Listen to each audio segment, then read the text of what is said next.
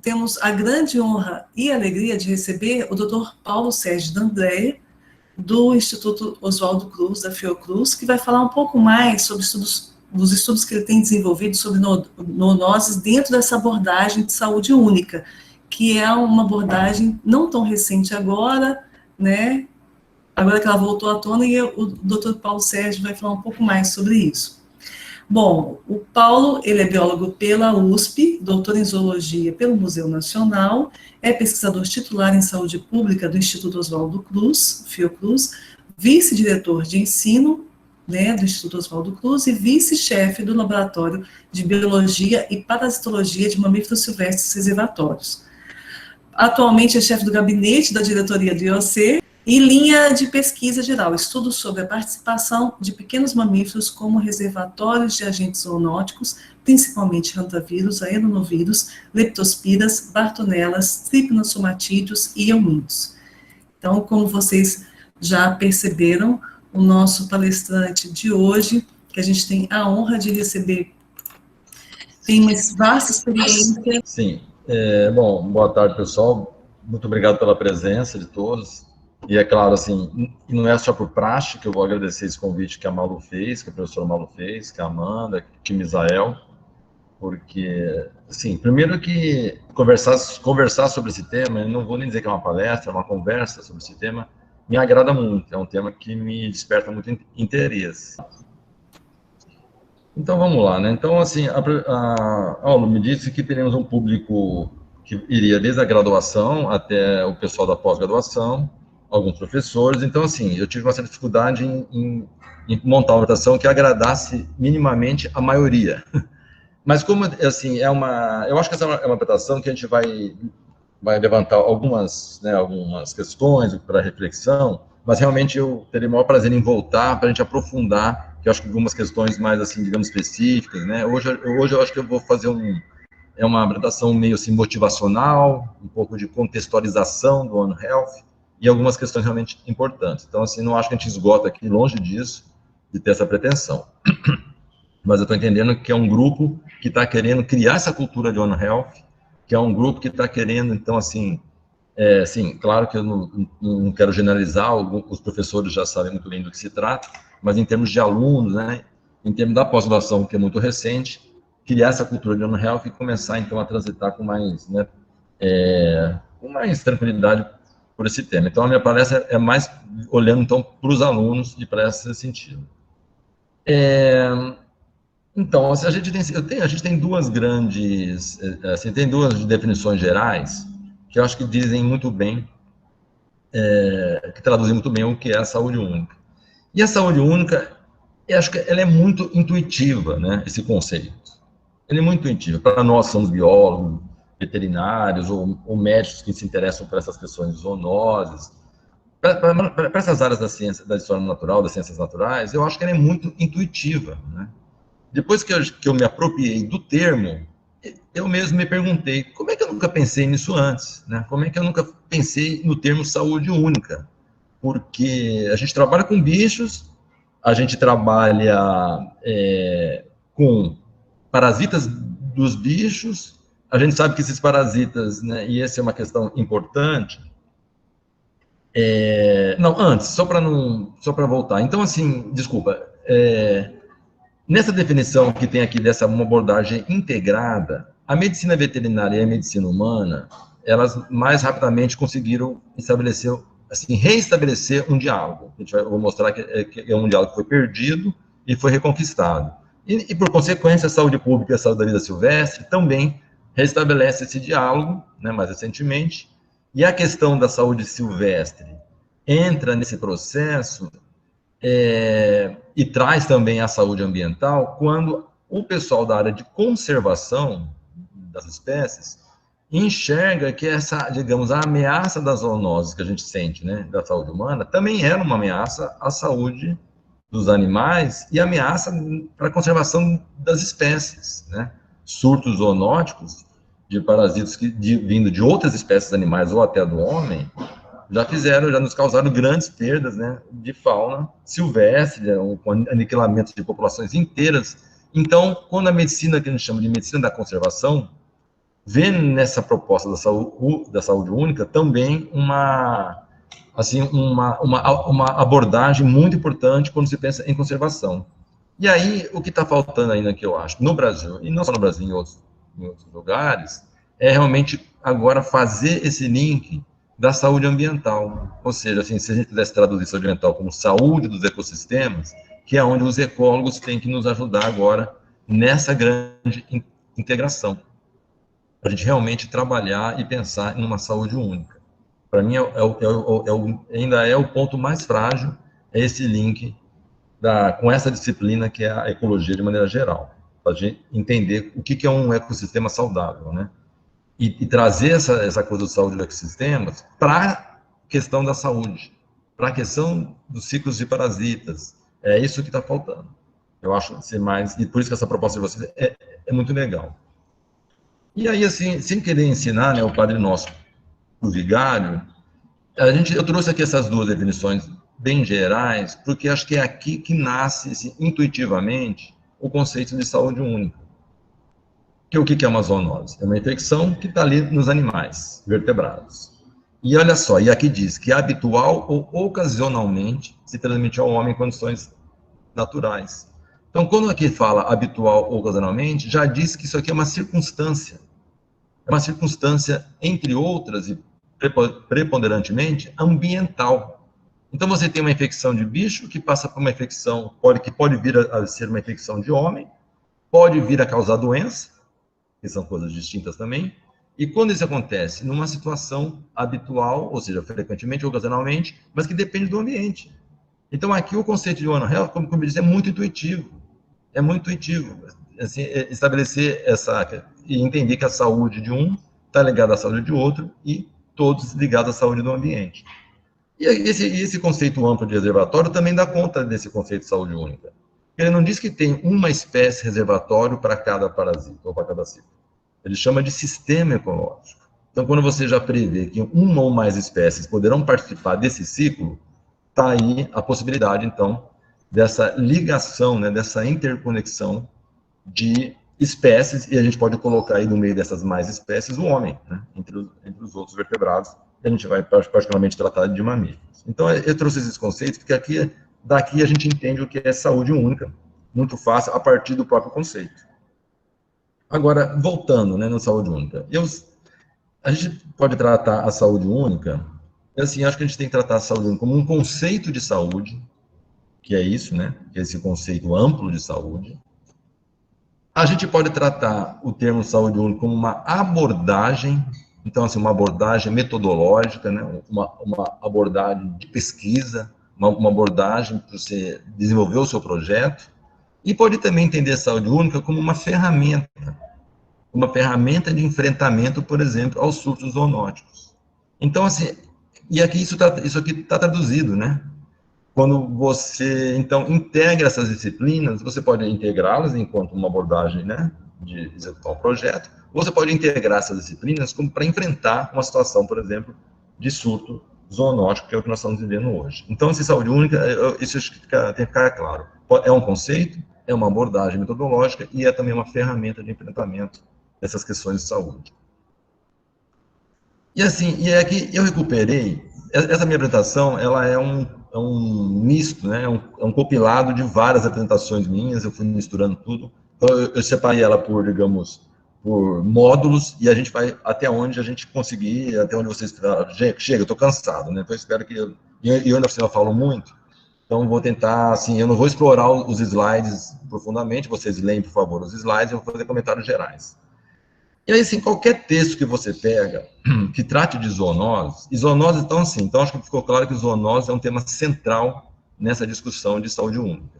E é claro que, assim, como eu disse, é uma abordagem, é uma ferramenta, ela não só serve para a gente enfrentar ou para estudar zoonoses. Hoje, saúde única vai desde poluição ambiental, a poluição por químicos, enfim, doenças degenerativas. Hoje, esse conceito ele é utilizado da maneira mais ampla possível. Mas ele nasce, né, e ele, assim, ele é central na questão das zoonoses, porque, como eu disse, central nessa definição, e ela é o que é mais de intuitivo, porque, claro, junta bicho, junta gente e junta ambiente nessa transmissão. Em qualquer texto que você vai ver de zoonoses, né, a gente motivava antes, né, alguns poucos anos atrás, essas duas frases você vai encontrar na maior parte dos textos que você lê sobre zoonoses. Então, assim, ela tem uns slides motivacionais para a importância das zoonoses. Ou seja, que elas respondem por cerca de 60% das doenças emergentes no mundo, das novas doenças, e que a grande maioria dessas doenças emergentes, que são a maioria, são causadas por animais silvestres, particularmente os mamíferos.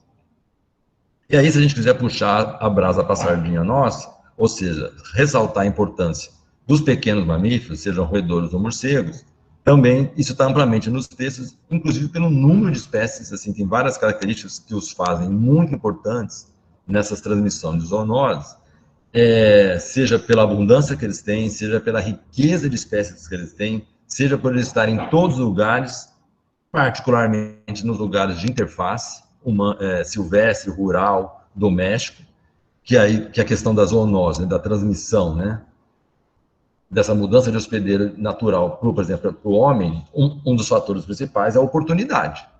Então, é o contato.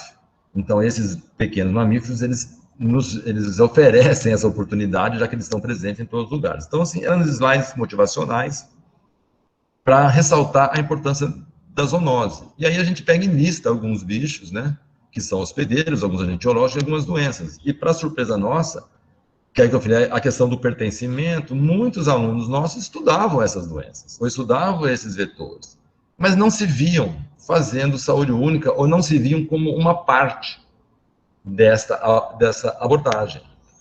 Então, assim, hoje, como eu disse, esses slides aqui a gente não precisa mais usar como motivacionais, porque, como eu disse, a pandemia escancarou a importância dos animais silvestres, dos seus parasitas, agentes etiológicos, e a importância, então, das zoonoses, né? Então, a pandemia, hoje em dia, a gente só fala da pandemia, todo mundo já entendeu que é muito importante. Tá, e aí, assim, um pouco, então, de histórico, né? Claro, a humanidade já passou por vários surtos zoonóticos, né? Desde que a humanidade começa a se organizar, ou até antes disso, ela foi, assim, vítima desses surtos. Mas, particularmente, no século XIX, né, final do século XIX e durante o século XX, a gente levou alguns sustos grandes. E, coincidindo, então, com a criação da Organização Mundial da Saúde após a Segunda Guerra, e durante a Segunda Guerra, a humanidade viveu algumas zoonoses muito importantes, claro, porque o ambiente estava destruído, não tinha higiene, fome, uma total desestruturação. Então, assim, a humanidade levou alguns sustos também pós-Segunda Guerra e durante a Segunda Guerra. E aí a OMS começa, então, na metade do século XX, depois de ser criada, a dar uma ênfase muito importante às zoonoses, com essa preocupação de um surto pandêmico. Já tínhamos algumas ameaças de pandêmicos controladas, nada parecido com isso aqui, né, recentemente, mas então isso passa a ser importante, né? Então, assim, a OMS está no seu foco nesse final do século XX, começo do século XXI, pensando muito nisso, e um dos grandes, assim, uma das grandes ameaças que a gente via era o ebola, né, que tinha um potencial enorme para fazer um estrago grande. Mas, na verdade, a gente ficou esperando e achava que estava se preparando para qual a próxima pandemia. Então, isso é outra coisa interessante, né? Uma parte aqui dos slides que eu vou apresentar elas da minha aula antes da pandemia. Então, a gente ficava discutindo com os alunos os fatores que podiam levar a uma pandemia, quais eram as condições necessárias, qual era o vírus, assim, trabalhando vários estudos que estavam, na verdade, esperando a próxima pandemia, ou tentando se preparar. E nosso grande medo era a pandemia. E aí, nesse sentido, não só assim, a ciência, né, como eu disse, vocês podem ver aqui pelas datas e tal, a ciência se debruça, a partir de agora, se debruça no final do século XIX e durante o século XX, para, então, investigar as zoonoses, os vírus potencialmente, que tinham potencial para causar pandemias, epidemias, etc. E aí, então, assim, todo o movimento, olha só, esse artigo 2016. Nesse artigo, eu pus entre aspas essa frase, porque essa frase está exatamente assim no artigo, eu só traduzi. prever surtos causados por novos patógenos ou por patógenos conhecidos em novos lugares continua sendo um dos maiores desafios científicos do nosso tempo. Então, assim, houve diversas, assim, tentativas, né, acúmulo de informação para se prever qual será o novo patógeno, aonde surgirá esse novo patógeno, existe algum lugar no mundo que tem uma maior probabilidade de surgir dessa nova pandemia, ou essa nova epidemia. Então, os estudos todos passam a se debruçar sobre isso com o apoio da Organização Mundial de Saúde, e é isso que a gente estava vivendo no final do século XIX e durante o século XX todo. E aí, assim, depois vocês vão entender, porque daqui a pouco, assim, agora eu estou falando a importância das zoonoses, então, como que a saúde estava pensando as zoonoses. Por enquanto era a saúde e preocupada com qual era o vírus, onde ia surgir, qual era o mais importante, e assim, e começa então também essa rastreabilidade, tentar rastrear o que no ambiente podia mudar, né? Olha, 2005 isso aqui, e que isso pudesse causar ou potencializar essa passagem, né? Nada mais o que é um surto? É um vírus que está lá circulando no seu animal silvestre tranquilamente e que por alguma situação circunstancial, ambiental e outros fatores, ele vai passar para outro hospedeiro e pode ser o homem. Então, assim, os trabalhos tentavam medir qual era o quão forte era essa mudança ambiental que pudesse causar, então, esse surto, por exemplo, de alguma dessas doenças que nós conhecemos bem. E de novo, essa tentativa de entender se havia algum lugar no mundo mais provável de ocorrer esses surtos. E aí os artigos, então, e a ciência se debruçando sobre isso. E em 2004, nós temos um artigo que mostra um quadro que está tudo aqui, está tudo certinho aqui previsto. Quais são os fatores que contribuem para a emergência de uma zoonose? Sejam eles ecológicos, ligados ao comportamento humano, ligados ao ambiente, ligados aos seus próprios ciclo biológico desses parasitas. Então, nós vivíamos, nesse século XIX e século XX, preocupados com essa questão. E aí, alguns artigos até descreviam algumas tendências, né, nesse período que eu acabei de falar, das últimas, digamos assim, de alguns tipos de doenças infecciosas, e aqui que eles estavam associados, ou seja, nós estamos em busca de padrões, mas sempre com aquela pergunta, qual vai ser a próxima? Vamos ter uma pandemia? Então, o que nós estamos vivendo hoje tirou o sono de muita gente durante os últimos 100 anos, que as pessoas sabiam que estava para acontecer. E até tem um artigo que chega a prever qual seria o tipo de vírus, qual é o tipo de agente etiológico que poderia causar uma pandemia. Então, nessa previsão, em 2005, eu acho, 2006, seria um RNA vírus, um reservatório mamíferos, de preferência ungulados e carnívoros, pela proximidade que o homem tem desses dois grupos taxonômicos, um patógeno que poderia atingir vários hospedeiros. Então, parece que eu estou falando da pandemia por Covid em 2005. Estava previsto isso. Os estudos mostravam que ia ser dessa forma mesmo. E aí, claro, como eu disse, a gente pode pegar aquela previsão e encaixar quase que 100% nessa pandemia que nós estamos vivendo, que ocorreu. Agora, então a gente faz uma parada aqui e a gente vai dizer o seguinte, né? Só para mostrar, acho interessante essa contextualização, que é, assim, bem rápida, para a gente chegar depois no contexto, digamos, ecológico dessa situação. O que eu estou querendo dizer? Como é que foi formado esse conceito One Health? Então, tem aquela preocupação zoológica. Mas, não, eu acho que eu vou até, depois eu volto aqui, eu vou passar para o contexto ambiental. Porque vocês, então, lembram ali, como eu disse para vocês, essa coisa começa assim, essa discussão fica forte no final do século XX, de meados para frente, né, a partir da criação da OMS, pós-Segunda Guerra, e se estende até o século XX, agora, por causa do século XXI. Mas, ao mesmo tempo, o mundo estava numa crise ambiental. Então, nós tínhamos uma crise que era, digamos, de saúde, que era a zoonose ameaçando o mundo e preocupando o mundo, mas do lado ambiental, nós tínhamos, assim, na década de 70, o Clube de Roma fez um livro muito famoso, The Limits of Growth, que ele diz o seguinte, Foram os capitalistas que se juntaram. Esse clube de Roma era o clube dos grandes empresários, grandes industriais da época, os donos do capital. Eles não estavam preocupados com saúde, mas disseram, olha, se continuar a exploração dos recursos naturais como está nesse momento, a gente vai esgotar tudo. E se esgotar os recursos naturais, a gente vai estar decretando o fim do capitalismo, que depende essencialmente dos recursos naturais para mover a roda. E fizeram, então, ou seja, o mundo estava ligado no esgotamento dos recursos naturais, naquele nível de exploração. E, não por coincidência, em 1980, um primeiro pesquisador estabelece o termo do antropoceno, em substituição ao holoceno. O que nada mais é? O que ele queria dizer com isso? É o homem como uma grande, digamos, uma grande fonte, né, uma grande causa de modificação ambiental, de modificação da Terra.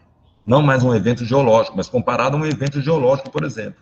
Toda a ação antrópica no planeta, particularmente com impacto na camada de ozônio, estava assim, já na década de 80, estava se prevendo que isso não ia dar certo. E aí foi na década de 80 que esse pesquisador Eugene Storner, pela primeira vez, chama essa última era de antropoceno, ou seja, a era que o homem modifica de uma maneira muito drástica o ambiente. E nesse mesmo momento, esse outro pesquisador, Paul Crutzen, ele resgata, né, esse termo antropoceno, porque ele estudava, ele foi prêmio Nobel, tal, a questão da camada de ozônio, e ele cria, então, o greenhouse era, né, que nada mais é, que é um efeito estufa, né, greenhouse, em inglês, é estufa, uma estufa de plantas, e é daí que vem, então, essa alusão ao nosso efeito estufa na Terra. Ou seja, o mundo, na década de 80, também estava preocupado com a questão ambiental. E aí a OMS também, a ONU, preocupada com isso, entra nessa discussão e pede uma grande avaliação nos anos 2000 sobre a questão uma avaliação ecossistêmica do milênio, foi chamada. E ela mede vários serviços ambientais e realmente, assim, contrata, como vocês estão vendo, milhares de especialistas, etc., vários países, e realmente vem que, no final, né, em 2000, que é o começo do século XXI, a coisa estava muito feia do lado ambiental. E aí vem as convenções internacionais, para tratar, inicialmente, só da questão ambiental. Ninguém estava falando de saúde. Na Eco 92, o máximo, assim, era um crescimento sustentável para, digamos, assim, diminuir as iniquidades sociais, assim, como a conservação do meio ambiente, não só sustentável, mas também para gerar qualidade de vida para todo mundo. Só que a questão da saúde específica não estava nisso. Quando, então, na Rio Mais 20, só na Rio Mais 20, a Fiocruz monta uma tenda paralela sobre saúde e lança esse documento. Então, olha só em 2012, então, assim, eu tentei contextualizar isso, o mundo com uma crise ambiental, vindo lá do meados do século XX, século XIX, até o século XX, crise ambiental, crise na área de saúde, mas ainda essas crises não estavam se conversando. A Fiocruz vem, assim, claro que não foi só a Fiocruz, mas na Rio Mais 20, nessa convenção, a Fiocruz lança esse documento que relaciona, o documento chama Desenvolvimento Sustentável, Ambiente e Saúde. Só que eu tirei da página da Fiocruz. Nesse documento, a Fiocruz relaciona saúde, sustentabilidade, economia verde, governança em saúde e meio ambiente e desenvolvimento sustentável. Então, assim, nós estamos aqui, então, assim, eu acho que eu tentei descrever para vocês qual era o contexto, qual era o cenário onde a saúde única, então, aparece. Que é aquela, assim, a saúde fortemente ligada às questões ambientais. Foi nesse contexto, mas é uma evolução lenta. Tanto é que só em 2012... Então, quando eu falo que em 2010, em 2011... ainda as instituições não estavam ainda com esse pensamento de saúde única, ele já vinha sendo discutido desde a década de 90, vou mostrar aqui para vocês, mas era uma coisa muito nova, apesar de muito intuitiva. E aí, em paralelo, podem ver que as datas se coincidem, né? É sempre década de 80, 90 e começo dos anos 2000. Os veterinários percebem rapidamente que esse é um campo de trabalho importante para a sua, assim, os veterinários sempre foram muito, assim, não é uma crítica, muito corporativos, né, no sentido de preocupados com seus campos de trabalho, né, de vez em quando tem uns embates com os biólogos, tem uns embates com os médicos, etc.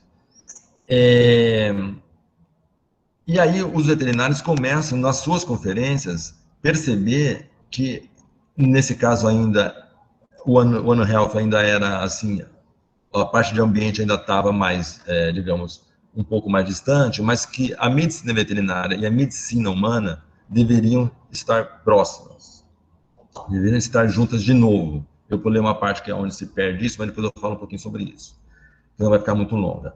E aí, então, os grandes congressos de veterinários, as grandes associações de veterinários e de vida silvestre, começam, então, a se debruçar sobre esse tema. E aí, assim, eles fazem assim, a cada ano, né, tem os National Reports, essas associações, que são tipo diretrizes, né, daquele ano, para as pesquisas ou para aquela área. A partir de 2004, dos anos 2000, começa assim, a ter essa preocupação quase que obsessiva da integração da medicina veterinária com a medicina humana na busca de soluções para as questões de zoonose. A área ambiental ainda correndo um pouco por fora disso, já que eram veterinários e médicos dentro dessa discussão. Apesar que, como eu disse, a medicina da conservação entra com tudo, porque também são de veterinários, né? Que vem nisso uma oportunidade, inclusive, de tratar de um problema que ameaça a conservação das espécies claramente, né? E aí, então, esse conceito de One Medicine, ele é resgatado e começa a ser modelado para o One Health. É a partir das grandes convenções de veterinários, das associações de veterinários, que trazem para essas convenções os médicos, trazem a OMS, trazem a FAO, né, que trata da segurança alimentar, para discutir esse conceito. Então, isso é muito recente, é no começo dos anos 2000. E aí, uma coisa interessante é que os veterinários percebem que eles não estão capacitados, eles não têm no seu currículo uma formação acadêmica, de pesquisa, assim, eles eram muito técnicos, né? A formação era muito técnica. Então, um dos grandes desafios, por exemplo, para você trabalhar nesse conceito One Health, para se trabalhar nesse conceito de uma medicina única, era na formação da grade curricular dos veterinários, era trazer de novo os veterinários para a parte acadêmica. Isso foi perdido lá atrás, que foi a parte que eu pulei aqui do negócio. Bom, e aí, tá, os benefícios do One Health. Mais uma vez, assim, aqui tem uma lista de benefícios que são, de novo, quase que intuitivos, né? Se você trata da saúde do homem, do ambiente, dos animais, é claro que todos esses, digamos, segmentos irão ganhar com isso. Essa questão de uma economia de recursos, enfim, um benefício compartilhado, uma obtenção de dados melhores, de dados mais integrados. Então, tudo isso acho que é um senso comum do benefício de você utilizar o One Health como abordagem ou como conceito nos trabalhos e no enfrentamento. Mas a gente tem um artigo de 2017, eu não tenho acompanhado de lá para cá, mas eu tenho certeza que esse continua um dos grandes desafios do One Health.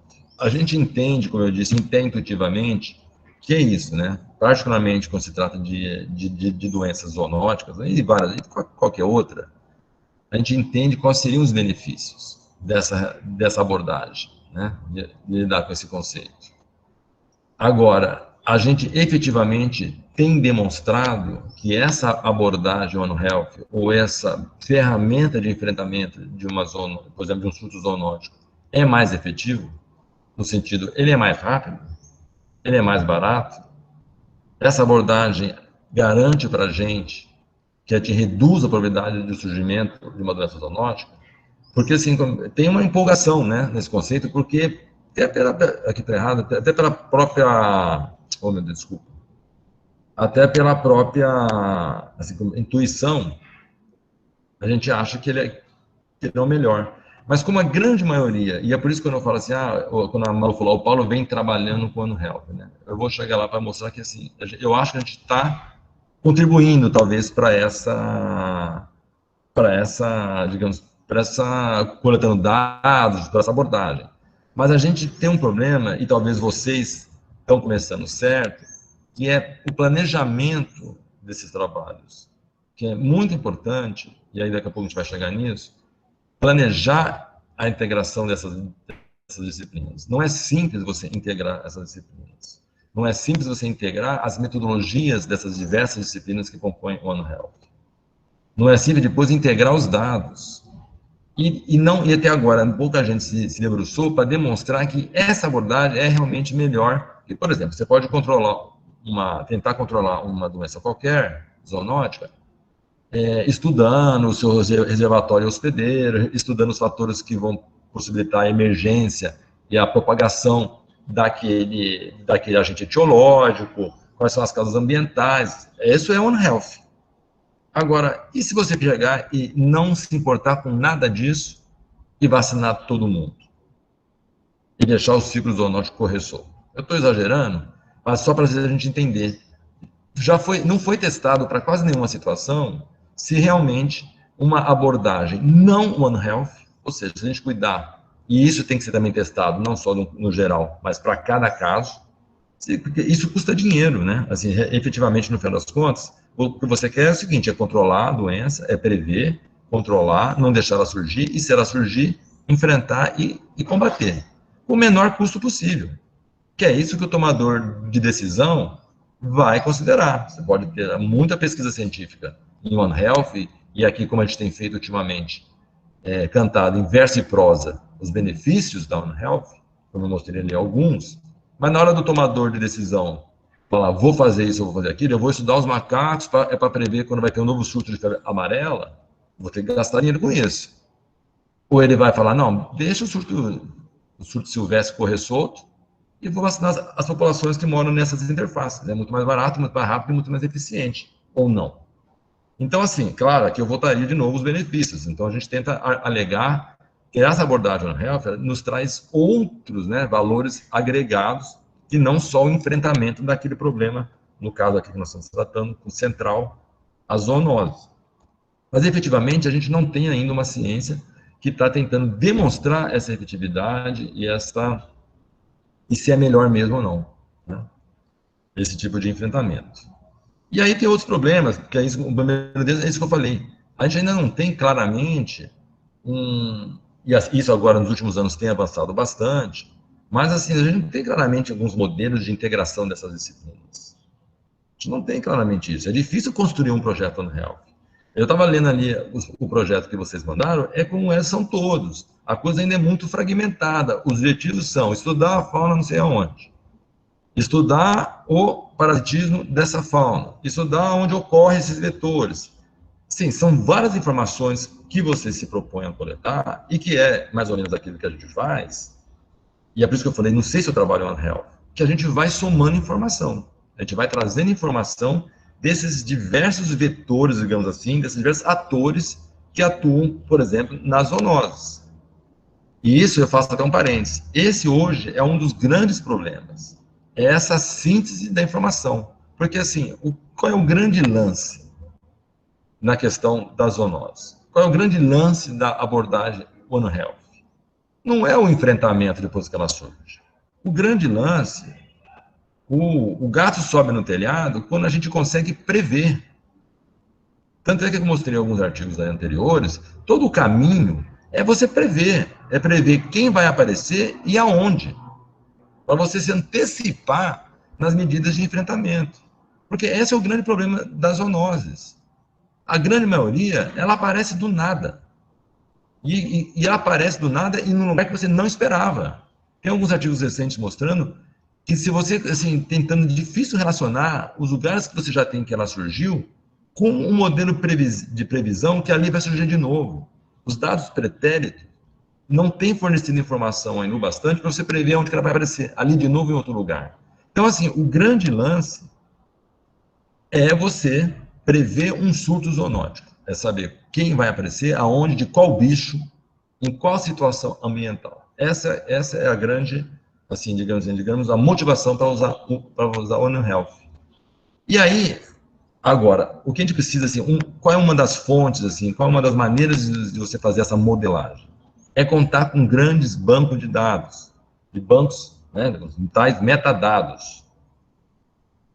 A gente está no exercício, assim, porque a gente conseguiu um projeto no CNPq que chama um projeto de síntese. A gente está no exercício de tentar fazer alguma modelagem, mas aí esse é o grande problema. Aonde estão esses bancos de dados? Esses bancos de dados se conversam? Não, não se conversam. Uma coisa básica, que hoje tem até um movimento mundial tentando reparar isso. Você tem grandes coleções de mamíferos, por exemplo, no caso. Você tem, sim, tem muita novidade aparecendo a cada momento, mas você tem mais ou menos já muito bem mapeado aonde essas espécies de mamíferos estão e quem são essas espécies, que essa é uma informação básica, claro, você tem essa abordagem One Health, quem são os hospedeiros, né, ou seja, quem são os mamíferos, desses, quais têm potencial para ser reservatório de um agente zoonótico, aonde ele está, quantos tem, se varia no tempo, porque esse é um outro fator importantíssimo. Claro que muita zoonose está associada, não todas, a um aumento extraordinário daquela população de hospedeiro, que, é claro, vai facilitar a transmissão dentro da própria população ou para outras espécies, etc. Então, essas coisas a gente pode depois conversar com mais calma. Mas, enfim, a gente já tem essa informação, onde os bichos estão e quem são, e alguma informação de quantos tem em cada momento, menos informação mais temos. Mas e aí você vai tentar relacionar isso com, por exemplo, a parasitologia desses bichos, com o que já foi detectado de infecção desses bichos. Tem também, tem muita gente que já estudou aumento desses bichos, e vírus desses bichos, e bactérias desses bichos. Só que são bancos de dados construídos por outra natureza, são bancos de dados que não se conversam. E assim, então esse é um grande desafio. É pensar no projeto que você vai fazer para gerar um dado One Health. O dado já tem que ser One Health. Porque depois da dificuldade de juntar essa informação, para fazer a modelagem, que é o grande lance de previsão, é uma dificuldade imensa. Então, essa questão do Framework for One Health Research é um grande desafio dos próximos tempos. E a gente vai aprendendo conforme, assim, as melancias, infelizmente, nossos dados que nós temos de informação, que são dados importantíssimos, subsidiários para essa modelagem, a gente vai coletando os dados mais ou menos assim, a gente vai arrumando as melancias conforme o caminhão vai andando. Isso nem sempre vai resulta num final feliz. E aí ele até cita uma outra questão, como em 2016 já, que o mundo não é One Health. Você tem, às vezes, um dado gerado interdisciplinarmente, mas na hora de você publicar, esse dado é o quê? Ele é de ecologia? Ele é de parasitologia? Ele é de ambiente? Aí você manda para a maior parte das revistas, elas falam, não é do meu escopo. Então, assim, existe uma dificuldade de você publicar um dado multidisciplinar. Não são todas as revistas que aceitam isso, essa coisa está mudando. Mas os autores dizem que a publicação não é One Health. Às vezes você até coleta o dado, mas na hora de publicar você tem essas especificidades, né? Ou seja, então assim, tem muita coisa, os desafios são grandes ainda nessa coisa do One Health. Eu tinha falado, para Malu que eu ia falar, então para não falar que eu não falei, que eu pulei, que eu estou preocupado com o tempo, essa é uma parte que eu acho legal, que é interessante, que é esse contexto histórico, né? Como eu disse, eu tentei deixar claro que essa coisa do One Health, né? Ela aparece no final do século XIX, 1980, no século XX, desculpa, 1980, nos anos 90 e começo dos anos 2000, século XXI, onde ela ganha corpo em função da crise ambiental e da crise de saúde pública. Mas se a gente olhar lá atrás, claro, eu estava hoje lendo, por acaso, um texto do professor Luiz Fernando, que ele escreveu na década de 80, que ele faz um resgate assim, filosófico, né? Desde lá atrás, bem lá atrás, onde as pessoas já, assim, os filósofos não tinham elementos, né? Porque não se tinha microscopia, não se conhecia o ciclo dos parasitas, mas lá atrás o pessoal já associava algumas doenças aos roedores, algumas doenças aos morcegos, tinha aquela observação, né? Milenar. Então já tinha que algumas doenças de bicho pegavam em gente. Então essa coisa da medicina humana e animal se conversar é uma coisa lá antiga. Mas nos tempos modernos, no século XIX, essa história eu achei uma história muito bacana e ela também contada, inversa em prova, sempre que você vai estudar One Health, é que tinha um cara que era filho de açougueiros. Vou tentar ser rápido. Mas ele, então, ajudava o pai a matar os bichos dele lá, os porcos principalmente. E ele via, lembra que nessa época não tinha microscópio, não tinha lupa, não tinha nada. E não se conhecia, portanto, os ciclos parasitários, nada, se acreditava em geração espontânea, e por aí vai. Não se conhecia os germes, né?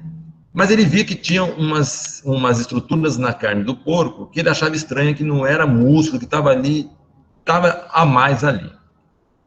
Ele se interessa ele vira médico, ele faz um curso de medicina, ele era muito pobre, mas consegue uma bolsa lá num universidade militar e tal, e ele gostava muito de anatomia, até vindo dessa coisa de que ele era filho de açougueiro e matava bicho, né? E ele começa a observar que aquelas estruturas que ele achava estranhas na musculatura dos porcos aparecia também em algumas peças humanas. Então, essa fase dele assim, de jovem adulto coincide com a descoberta dos primeiros instrumentos ópticos e um avanço muito grande nessa coisa da patologia, né? Da patologia, principalmente das doenças infecciosas, das doenças parasitárias. Enfim, resumindo, ele foi um dos primeiros lá atrás que vê que doença de bicho pega de doença de gente, e ele demonstra isso, porque essa intuição já tinha os filósofos antigos. Mas ele demonstra quando ele começa a ver que os mesmos parasitos estavam em alguns animais e que estavam nas pessoas. E ele até ameaça alguma coisa, assim, o pessoal, ele é o pai da medicina moderna, antes dele a medicina era uma superstição greco-romana, mas ele tinha instrumentos para modificar, né, esse conceito de ciência, particularmente nessa área. E, na verdade, o que ele descobre é a triquinela. E, a partir daí, ele começa a estudar, então, essas doenças parasitárias. Ele criou o termo zoonoses, ou seja, doença de bicho que vai para a gente, e é o precursor da vigilância sanitária moderna. E era médico, mas tinha um interesse em anatomia e um interesse em patologia.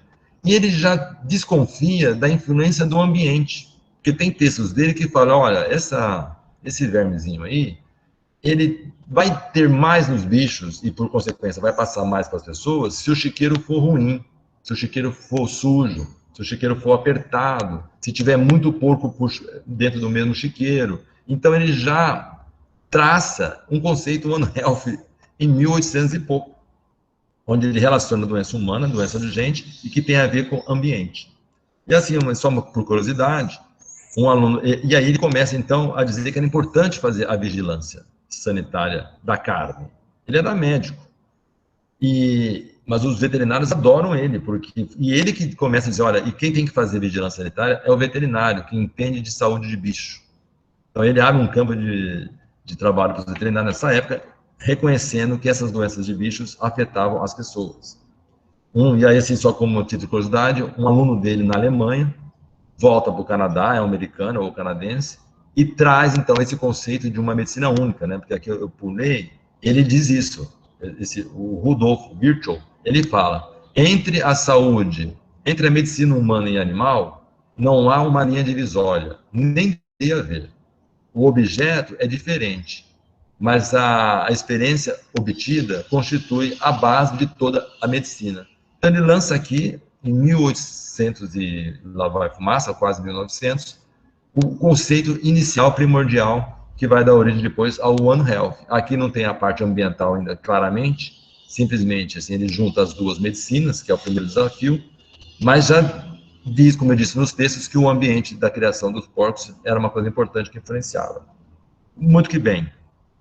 Lança a vigilância sanitária, depois ele consegue colocar na Alemanha que a Alemanha só compre carne que passe pela tal vigilância, e aí o Canadá adota esse conceito de One Medicine, e o Canadá vendia porcos para a Alemanha, e aí só podia vender se o Canadá e os Estados Unidos, se então fizesse essa vigilância. Muito que bem. Rapidamente, como é que se perde isso? Eu acho muito interessante isso. No começo do século XX, e aí então com a ciência, né, se desenvolvendo e tal, os motores a combustão surgiram, os cavalos perdem importância. Eu acho isso interessante. Os veterinários lidavam muito com as criações de cavalo, porque cavalo era grande, né? Era a grande potência dos exércitos, etc., da locomoção, etc. E, ao mesmo tempo, com o avanço da questão ótica, né, dos equipamentos óticos, começa-se a investir, no começo do século XX, na experimentação animal. E aí que explica aquilo que eu disse, que os currículos dos veterinários não estavam preparados para isso. Eles eram técnicos veterinários de criação de animais de produção. Isso cai de moda, eles passam a cuidar de vets, eu li alguns artigos muito interessantes disso, então eles passam a cuidar de animais domésticos, né, gatos e cachorros, enquanto a ciência se desenvolve, mas abandonando aquele conceito de uma medicina única, porque agora a grande lance era descobrir os ciclos parasitários, descobrir remédios e descobrir vacinas, enfim, a experimentação animal ganha um espaço enorme em função desse avanço tecnológico e das descobertas. E aí, então, é aquilo que eu estava falando para vocês. Será que vale a pena estudar assim, a medicina única ou vale a pena descobrir um remédio e uma vacina? Então, nesse momento, esse conceito de medicina cai por terra porque a grande revolução da época era a experimentação animal. E aí isso explica também, e nessa época começa a questão do bem-estar dos animais, a questão da ética no uso de animais. O pessoal começa a usar gato e cachorro sem nenhuma regra, os veterinários que estavam agora sendo veterinários de pets se envolvem aí nessa elaboração dos guias de proteção ao uso veterinário, ao uso experimental de gatos e cachorros. Então, acho que essa coisa histórica explica porque hoje também são os veterinários que estão à frente digamos, dessa luta pelo bem-estar dos bichos, né? Estão à frente das comissões de éticas. Começa aí nessa cisão que tem entre a medicina veterinária e os médicos e os biomédicos, que, é claro, desde o início do século XX, que essa briga a gente tem com o pessoal que acha que pode fazer qualquer coisa com os bichos, e a gente sabe que não é bem assim. Mas, enfim, então, nesse momento, o termo One Mass cai. O termo... Só depois, na década de 70, que esse outra pessoa, que é o Calvin, resgata esse termo One Mass. Mas as coisas não acontecem por um acaso. Ele tinha formação de biologia, de zoologia, se interessava por parasitologia, estudava parasitas de animais domésticos, particularmente estudava a epidemiologia desses parasitas, nesses rebanhos. Ele pegou uma época de pós-guerra, pós-segunda guerra, então ele vivenciou as zoonoses que surgiram durante a Segunda Guerra, o que aumentaram a sua prevalência, e aí ele escreve um livro, aqui acho que é 60 e poucos, aqui está cobrindo a minha tela, não estou conseguindo enxergar, em 69, olha como as coisas vão tudo assim, encaixando no tempo. Num livro, então, que ele resgata esse conceito de uma medicina única lá do Virchow, lá atrás. E ele, assim, é biólogo, é zoólogo, estuda parasitologia, dá aula em faculdade de medicina, dá aula em faculdade de veterinária. Então, ele era a própria integração da saúde única, né, nas suas experiências profissionais e nos seus interesses. Então, ele pega e resgata, e até hoje, essa Universidade da Califórnia, Davis, ele é um dos grandes patronos da universidade, ele deu aula lá. Hoje, se você entrar na página da Universidade da Califórnia, hoje, o One Health se destaca assim na cara. Ela é a universidade de veterinária engajada nesse conceito One Health, e muito se deve ao Calvin pela passagem dele por lá. Tá, então isso aqui a gente já falou. Essa questão histórica eu acho legal para a gente entender esses vai e volta, né, e a importância da One Health. Bom, deixa eu ver. Tá. E aí, uma coisa, então, que acho que tem a ver com aquilo que a gente está se propondo, e tem a ver, eu pus essa parte aqui, esse outro módulo, pensando no projeto até que vocês encaminharem, e, é claro, nas nossas colaborações, e imaginei que a maior parte dos alunos aqui, de alguma forma, trabalhariam com a mastozoologia e com as suas zoonoses. Tá. Na década de 90, olha só, tudo aconteceu nesse momento. Na década de 90, nós descobrimos, né, a emergência de uma nova zoonose no Brasil e nos Estados Unidos. Aqui é a hantavirose. Era um vírus já conhecido da Europa, que causa lá uma outra síndrome, mas não era conhecido aqui. A gente depois veio a descobrir que, claro, esse vírus já circulava na América do Sul e nos Estados Unidos, desde que o mundo é mundo, mas ele produzia uma doença que nós não conhecíamos e nem tínhamos ainda identificado esse vírus, né? Isso é uma das características de doença emergente, né? Uma doença emergente, uma doença nova, não quer dizer que ela nunca existiu. Pode ser que ela sempre existiu e a gente nunca descobriu, né? Ou o seu agente etiológico, ou a sua ocorrência, ou a sua infecção em humanos, etc.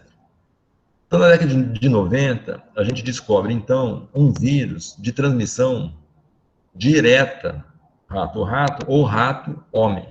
Ou seja, não precisa ter nenhum vetor. E uma doença que, quando essa infecção se torna doença no homem, né, isso, assim, eu estou reforçando isso, que nem toda infecção, a gente sabe disso, se torna uma doença. Você pode pegar uma infecção e lidar muito bem com ela. Mas o problema é quando ela se torna uma doença. E esse vírus causa uma letalidade em cerca de 40%, ou um pouco mais até, nas pessoas que contraem esse vírus.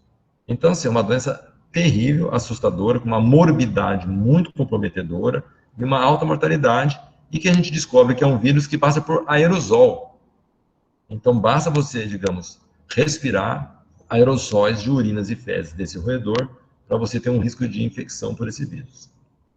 E o que é pior, é um vírus associado a uma família de roedores, os sigmodontíneos, que são os mais diversos no país, que ocorrem no país inteiro, tem uma riqueza de espécies imensa, alcança altas abundâncias, alguma dessas espécies, ocorrem nessas áreas de interface, ambiente silvestre, ambiente doméstico, ambiente rural. Então, assim, é de fato uma grande ameaça à saúde pública e, felizmente, não houve registro da passagem homem-homem, é necessário o contato com o roedor, com exceção de alguns casos na Argentina.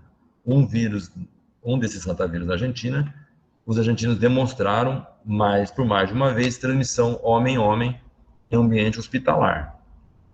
Mas na natureza e no resto dos países, né, da América do Sul, nunca se demonstrou isso. De qualquer forma, dadas essas características da ecologia desse animal, ou dessa família, né, que é numerosa, abundante, era um risco. Então, isso foi um divisor de águas para a gente que é da zoologia e para a gente que é da ecologia. Não se podia mais trabalhar com animais silvestres. E aqui, assim, uma outra característica interessante, que reforça a necessidade de uma abordagem One Health, porque é um animal silvestre com um vírus letal. Só que é um vírus que ele tem uma especificidade com a espécie do roedor. Então, se você tem lá, por exemplo, o gênero Acodon, e você tem 14 espécies de Acodon sigmodontíneo, teoricamente, você prevê que existirão 14 linhagens de vírus diferentes dentro desse gênero Acodon, ou seja, cada espécie de Acodon terá um rantavírus diferente, que foi demonstrado essa especificidade nessa relação hospedeiro-agente etiológico. Existe, claro, você tem que demonstrar depois que, se você descobrir que realmente os 14 Acodon, por exemplo, espécies de Acodon, tem 14 vírus diferentes, né, cada um com o seu, o segundo passo é demonstrar que quais desses vírus causam doença nas pessoas, quais são patogênicos, não necessariamente todos serão, potencialmente sim. Então, assim, por que eu estou dizendo isso? Reforça a grande necessidade de qualquer trabalho com hantavirose em saúde pública, que você tenha um taxonomista de sigmodontíneo. Você tem um cara que vai lá coletar, eles são, por exemplo, de novo o exemplo de Acodon, ocorre 3 espécies de Acodon na mesma trilha, eles são simpáticos, e você olhando para o bicho, você não sabe quem é quem. Então você tem que ter um taxonomista que vai identificar em nível específico aquele hospedeiro, se por acaso o parasitologista, o virologista identificar um vírus naquele hospedeiro, ele sabe que aquele vírus, hantavírus tal, e aqui tem alguns exemplos de nome de hantavírus com suas espécies. Por exemplo, o que o hantavírus anajatuba, que foi descoberto naquele roedor, é do roedor Oligoris fornese, mas que não está no Oligoris microtis. Então, aqui reforça a interdisciplinaridade e a necessidade de uma abordagem One Health para o estudo da hantavirose. Você precisa de um zoólogo. Você precisa de um ecólogo. E por que você precisa de um ecólogo? Porque está demonstrado que a hantavirose tem a ver, a transmissão do hantavírus tem a ver com questões ambientais.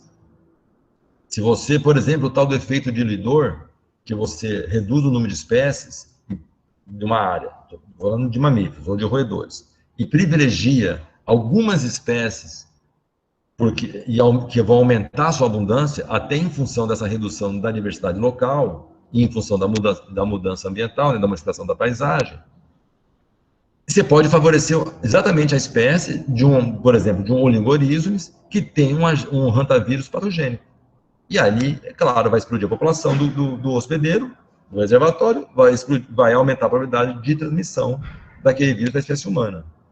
E aí, mas quais são as condições ambientais que vão favorecer isso? Somente a ecologia de populações, a ecologia das comunidades, que vão entender, o pessoal da paisagem, que vai entender essas condições para você avaliar o risco de transmissão de hantavirose. Então, o hantavirus é um exemplo clássico. É um exemplo clássico de como uma abordagem no health, no mínimo para você entender o que está acontecendo, precisa de várias disciplinas. Precisa do pessoal da medicina, precisa do pessoal da virologia, precisa do pessoal da zoologia e da ecologia. E aí, esse foi um advento, e a gente, por circunstâncias da vida, para estar na Fiocruz, começou a estudar hantavírus no final dos anos 90. Então, assim, eu estou falando para vocês como é que eu caí no ano health.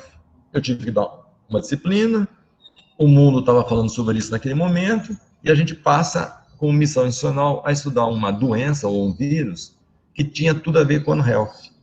Mas a gente nunca pensou em fazer uma abordagem One Health. A gente foi compelido a essa história pelas circunstâncias. Agora, e assim, como eu disse, e aí muda tudo. Como é que a gente vai estudar mamíferos sem pensar em biossegurança? Porque aí um pouco também a Amanda pediu, daquela disciplina que nós temos de abordagens multidisciplinares, né? On Health, muda tudo. E aí, se a gente podia ficar conversando, mas assim, resumindo, né? E o que que muda? As expedições para trabalho de campo, com mamíferos silvestres, particularmente com roedores, que tinha ali uma ameaça, de fato existe, que é o hantavírus, você não pode mais fazer de qualquer jeito. Você não pode mais fazer de qualquer jeito, quando estilo assim, não é mais um hobby, não é só mais um prazer ir para o campo. E você, assim, isso é um aspecto importante que muda. E isso que eu estou dizendo é One Health. Você não faz uma expedição científica sem planejamento. Tanto é porque você, sem um planejamento de verdade, você não vai conseguir respeitar as regras de biossegurança, você não vai conseguir respeitar as regras da ética no uso de animais, e aí a ética atravessa também, porque você não vai mais para o campo e pega o bichinho e mata, ou pega o bicho e solta. Você vai manipular esse animal, você vai obter amostras de sangue desse animal, você vai manter ele vivo durante um tempo antes de você praticar a eutanásia. E se é One Health, tá cheio de veterinário em volta de você.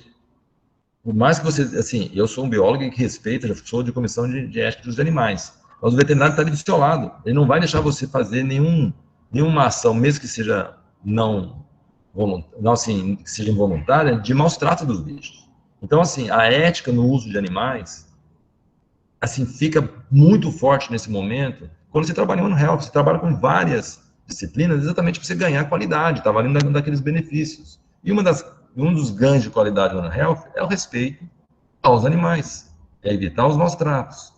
E sem planejamento você não consegue atender nem a ética, nem a biossegurança, e outra, você está indo lá para o campo fazer a ecologia do bicho, mas além do bicho, você vai trazer as amostras desses bichos, para você estudar as infecções.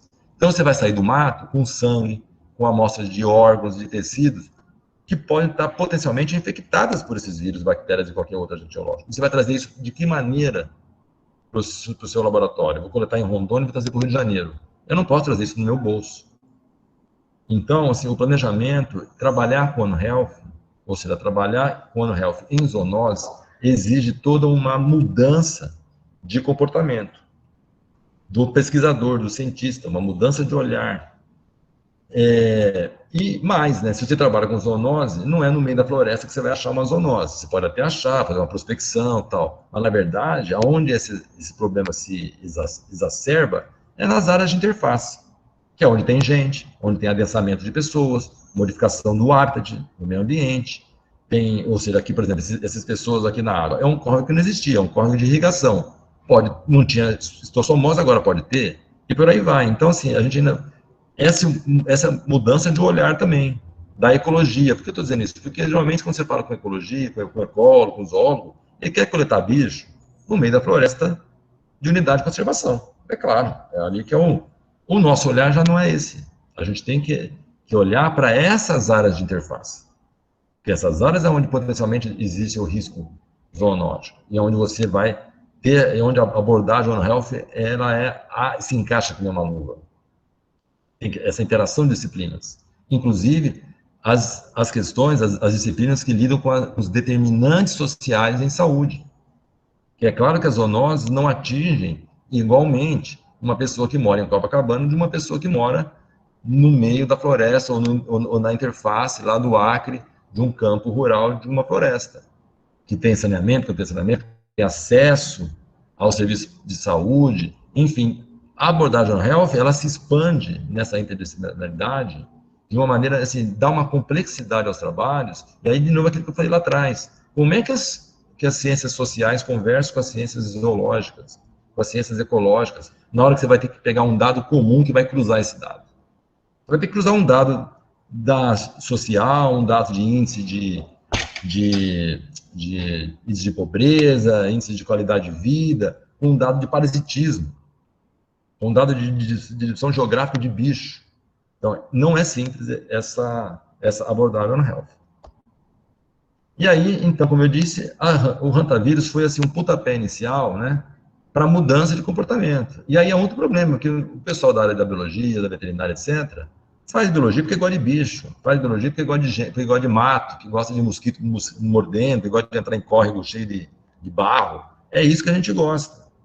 Só que a gente, assim, essa é uma foto clássica de um mastólogo importante, mostrando lá em 2007, aqui ele já estava até... Não, esse é um artigo que ele escreveu, mas é uma foto mais antiga do que isso. Ele estava questionando as questões de biossegurança e essa tirada de prazer, né, do zoólogo, do ecólogo. E ele mostrando, provavelmente, o sigma-nontíneo para sua filhinha numa Sherman. Isso aqui, hoje em dia, é considerado uma tentativa de homicídio do próprio filho, né? Porque podia estar concentrado aqui o aerosol de hantavírus, e ele está mostrando para sua filhinha o ratinho. E hoje em dia era como a gente trabalha. Eu faço uma alusão, quando eu dou muita aula para o pessoal da graduação, a questão do uso do preservativo da camisinha, né? Como a gente teve que, e até hoje, trabalhar essa questão de mudar o comportamento sem perder o prazer. Então, o desafio para a gente que é ecólogo, biólogo, etc., veterinário, é trabalhar com os mamíferos, na ecologia, tudo, mas considerando um outro comportamento de prevenção. Não dá, aí tem toda uma discussão, depois a gente pode falar sobre a questão assim, desses métodos em biossegurança para estudos de fauna. E aí eu sempre brinco, porque assim, até a pandemia, a gente falava, então, aqueles slides, né, motivacionais, da importância da zoonose, da doença que eles causam, aquela coisa de terror que tenta assustar os alunos, nos congressos, etc., para convencer os caras a usarem biossegurança. Mas não adiantava, a gente brincava, você acredita em duendes? Você vê a questão do ebola no Jornal Nacional e na hora que você vai para o campo, você não acredita, você pega morcego sem luva, pega morcego sem máscara. Aí a gente era considerado aqui da Fiocruz, né, os biochatos, os bioseguros chatos, porque todo o congresso a gente ia bater na mesma tecla, falava sobre One Health, falava sobre metodologias de trabalho, falava sobre segurança e ninguém dava a menor bola, porque as pessoas não queriam exatamente mudar o seu comportamento, porque era uma perda de prazer nos trabalhos de campo, por exemplo. Aí, o mundo dá voltas, né? Durante a pandemia, a gente foi convidado, e aqui eu mostro para vocês um monte de associações, sociedades científicas, etc., nos convidaram para falar de biossegurança. Todo mundo que sempre rejeitou a gente, sempre rejeitou nossos métodos, que eram exagerados, não sei o que, tudo, durante a pandemia, nos convidaram para a gente ajudar a fazer um guia muito legal de recomendações para estudos da biodiversidade em unidades de conservação. Ainda assim, por um caminho torto, essa galera que nos convidou era uma galera preocupada com os mamíferos, preocupada de nós humanos levarmos essa zoonose para os macacos, principalmente, e para os carnívoros, que já se demonstrou que são os grupos mais suscetíveis ao SARS-CoV-19. Mas é claro que é um caminho de duas mãos, né? Zoonose pode ser daqui para lá, como de lá para cá. Mas é interessante que teve que ter uma pandemia para a galera se sensibilizar da importância de pensar dessa maneira, digamos, pensar dessa maneira One Health e saber que a doença dos bichos tem a ver com a doença das pessoas. Então, assim, foi construído um documento muito interessante que se considera isso nas unidades de conservação. E aí, um pouquinho, então, assim, aí a complexidade, né? Aí começa a complexidade de trabalhos que visam, né, interdisciplinares, onde você tem o ecólogo, trabalhando com o zoólogo, o parasitologista, com o mitologista. Aí, usando biossegurança, essa é uma mesa que nós montamos em todos os nossos trabalhos de campo, todo mundo com EPI de nível 3, uma mesa super organizada, super pensada, planejada para fazer aquele trabalho. Porque esse esquema aqui do lado dá conta da complexidade. De um mesmo animal, a gente tira dezenas de amostras, de todo ele. E de amostras que vão ser fixadas e conservadas em conservantes e fixadores diferentes. Que uma é para fazer DNA, uma é para fazer extração de RNA, uma é para fazer sorologia, uma para fazer cultivo. Então, assim, a complexidade de um trabalho que é interdisciplinar e que no pano de fundo a gente pode chamar um trabalho One Health, que está pensando em vários aspectos dessas relações, ele traz uma complexidade muito grande, mas umas discussões muito interessantes para a gente ter. E aí, como eu disse, né, fica assim, a gente assim, resgata, então, acho que nesses trabalhos, assim, a Fiocruz foi muito preocupada, né, a Comissão de Ética dos Animais da Fiocruz é uma das primeiras do Brasil, e é uma das instituições que sempre pensou muito em ética dos animais, porque é uma das instituições na América Latina que mais usa roedor, né, que mais usa animal experimental nas suas pesquisas. Então, ela sempre desejou que isso fosse normatizado no Brasil. Vocês terem ideia, nos Estados Unidos, na década de 60, eles já têm a sua primeira lei federal. Na Europa, acho que foi em 1800 e pouco, a primeira lei federal de proteção aos animais. Nos Estados Unidos coincide, né, como eu disse, com a explosão da experimentação animal, praticamente de cachorros e gatos. E aqui é um livro que é onde se lança, né, na década de 60, né, 59, os princípios humanos, né, das técnicas experimentais. É interessante isso. Onde se lançam os tais 3 R's, né? Replacement, Reduction e Refinement. São os 3 R's, que é o mote digamos, dos bons tratos, né, da experimentação ética. E aí tem que resgatar, agora no Brasil, e não coincidentemente, eu gosto de situar, de contextualizar, no ano de 2000 é que foi promulgada, né, aprovada no Congresso, a Lei de Proteção aos Bichos Federal no Brasil, o CONSEA e tudo que decorreu a partir do CONSEA, pelo Arouca, que era um ex-presidente da Fiocruz, que também era deputado. Mas agora, nos anos 2000, que a gente realmente, depois dos anos 2000, e com o advento, né, das zoonoses, que os trabalhos de campo resgatam essa questão. Porque até então se pensava em ética dos animais somente em laboratório, na questão da experimentação. Mas a gente pode depois demonstrar que o trabalho de campo, que tem gente que até hoje ainda questiona isso, né, 20 anos depois da nossa lei federal, ainda questiona se um trabalho de campo de coleta estaria ou não sujeito às questões de éticas de uso de animais. A gente pode demonstrar aqui facilmente que desde a sua captura até a sua imobilização, até a sua anestesia, tudo deve ser submetido, todos os procedimentos submetidos a uma comissão de ética de uso de animais. Tá, e finalmente, então a provocação, né, que a Malu me fez no começo, ela nem sabia que eu já tinha aceitado essa provocação, que nossos projetos são on health. Então, assim, eu faço essa pergunta, o nosso projeto é on health, será? O que a gente vem desenvolvendo?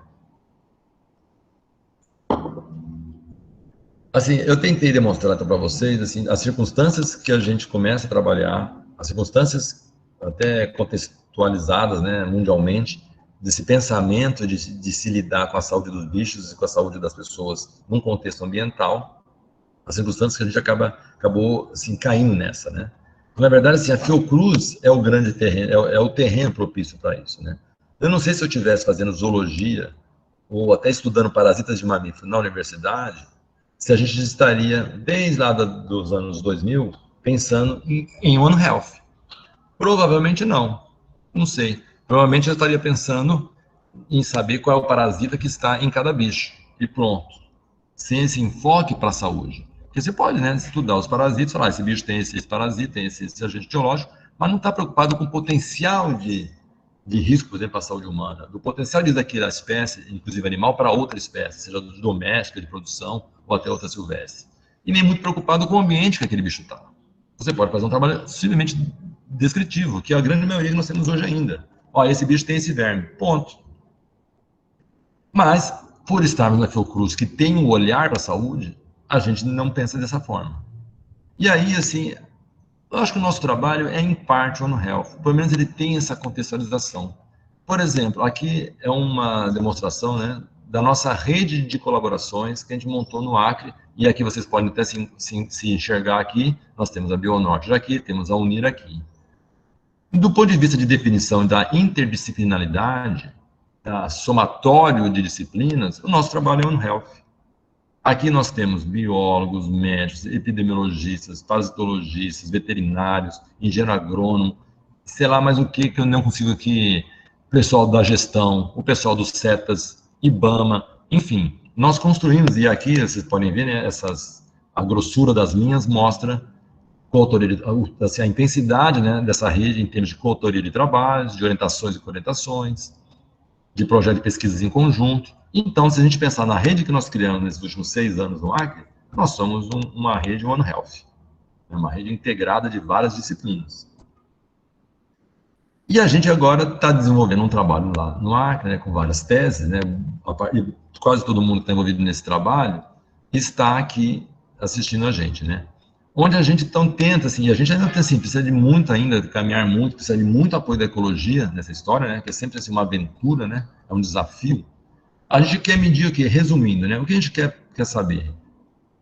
Dentro daquela área conturbada, né, daquela perturbada, alterada, no entorno de Rio Branco, nós temos fragmentos de dimensões diferentes, de uso de terra diferente, de características diferentes.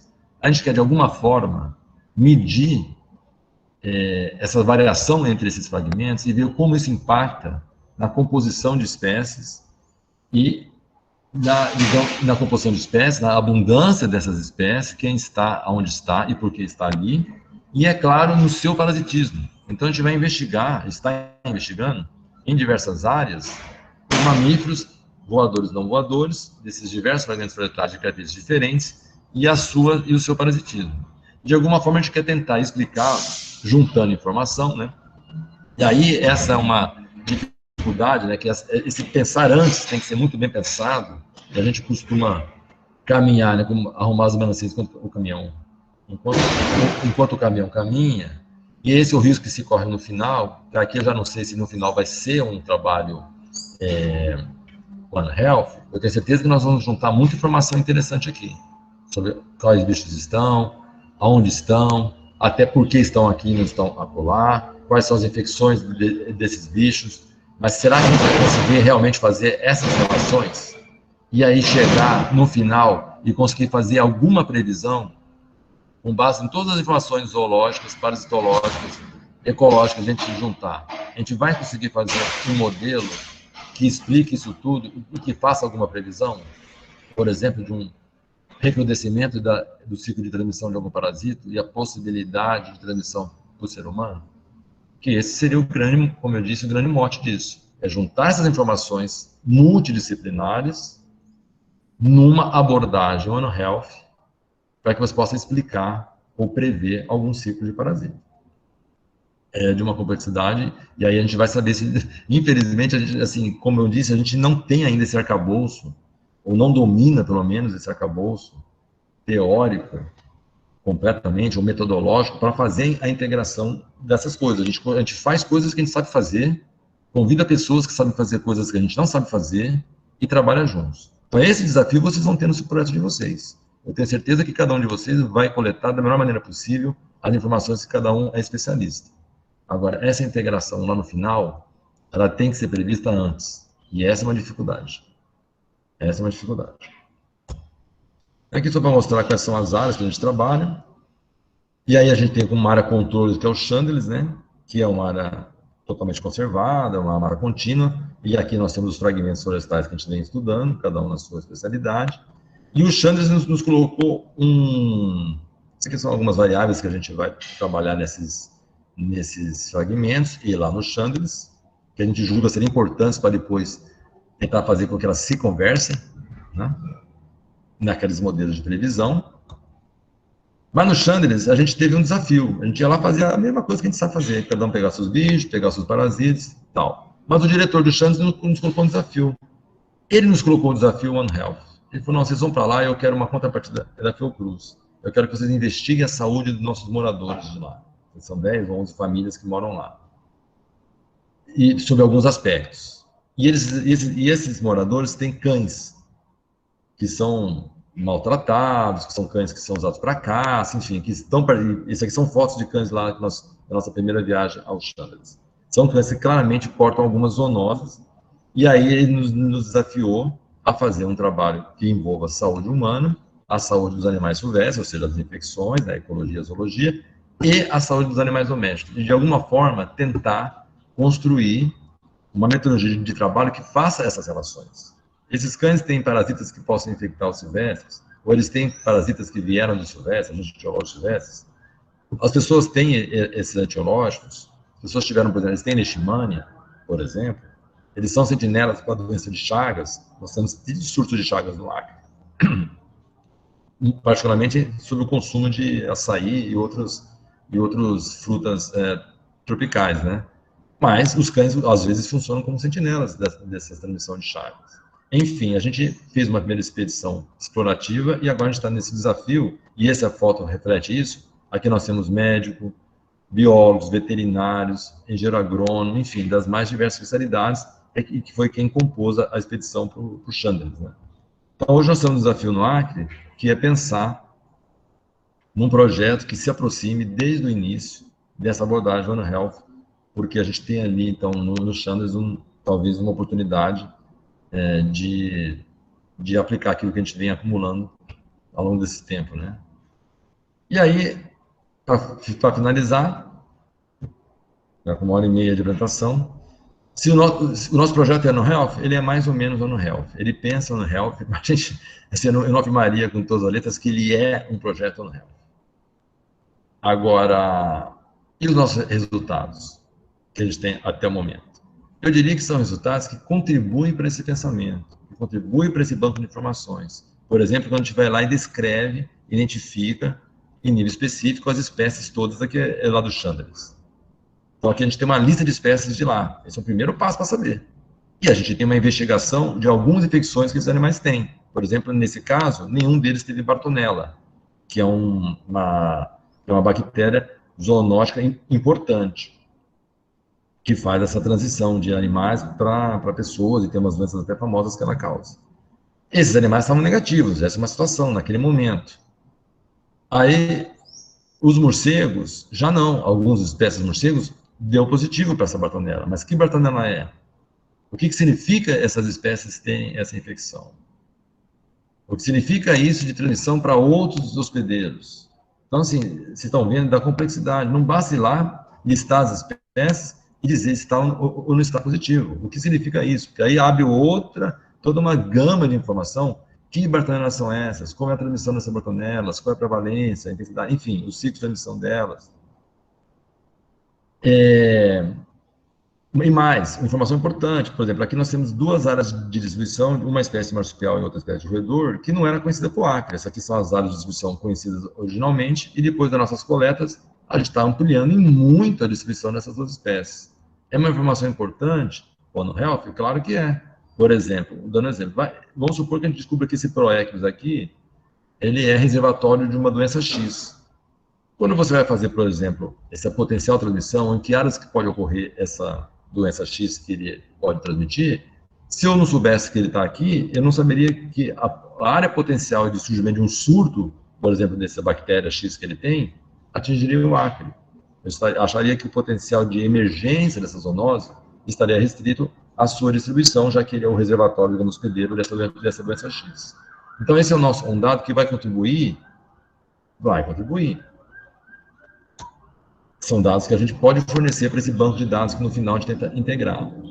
Lista de espécies que a gente fez de catuaba, e por aí vai. Então, assim, eu acho que assim, o nosso trabalho, nossos resultados, eu não sei se eles são One Health, mas a gente sabe do potencial de contribuição que eles têm para esse banco de informações. Por exemplo, a gente começou já a descrever novos vírus no Acre, a ocorrência desses novos vírus, os hospedeiros novos para esses novos vírus. Esse aqui é um vírus novo descrito pelo grupo da doutora Elba, que é do nosso grupo, né, todo, nosso grupo interdisciplinar, descobre um vírus novo e a gente identifica qual é o roedor que é o reservatório desse vírus novo. E que esse vírus está sobrereativo na população da região.